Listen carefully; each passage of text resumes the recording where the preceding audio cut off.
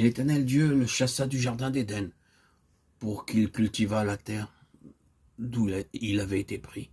C'est ainsi qu'il chassa Adam. Genèse 3, 23, 24. Combien sont nombreux les cœurs essuyant des pertes spirituelles. Ils ne jouissent plus de la lecture de leur Bible comme auparavant. Ils n'ont plus le même fardeau de prière qu'au début. Certains pleurent ouvertement, d'autres en secret. Mais ils n'ont pas la foi pour recouvrer ce qu'ils ont perdu. Ils le désirent, mais ne savent pas comment. Et ce qui est pire, ils ont à cet égard perdu tout espoir. Ils se disent, je ne retrouverai jamais ma joie et ma paix première. Je ne peux plus accomplir le service du Seigneur comme auparavant. Quelle que soit votre perte spirituelle, il y a de l'espoir pour vous. Tout peut être recouvré. Mais encore, vous pouvez recevoir beaucoup plus que ce que vous avez perdu. Bien qu'au commencement, Adam perdit toutes choses, l'homme peut tout recouvrer par notre Seigneur Jésus-Christ. Dans Genèse 1, 28, Dieu plaça Adam dans le jardin d'Éden.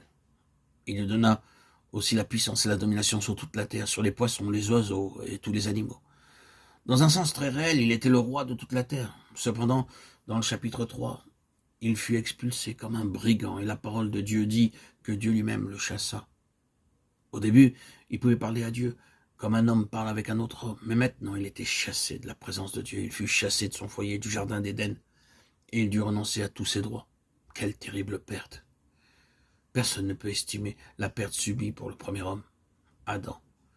Mais nous voyons dans Apocalypse 21 et 22 l'homme gouverner la nouvelle création qui sera bien plus glorieuse que l'ancienne.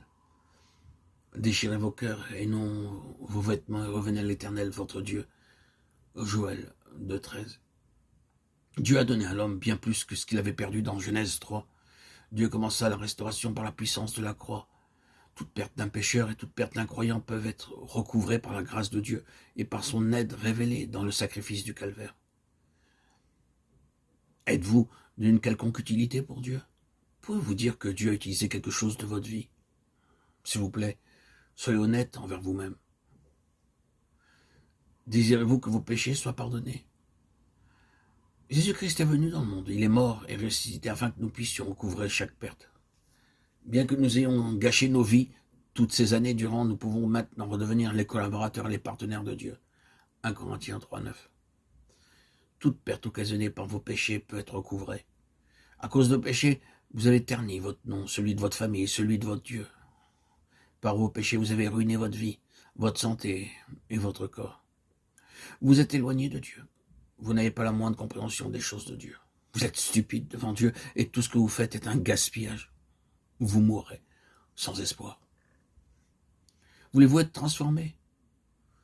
Nous avons un message pour vous. Venez au pied du Seigneur Jésus-Christ. Venez avec un cœur repentant, désolé à cause de vos péchés. Ce jour même, le Seigneur vous pardonnera et vous transformera. C'est pour vous chercher et vous sauver qu'il est venu dans ce monde.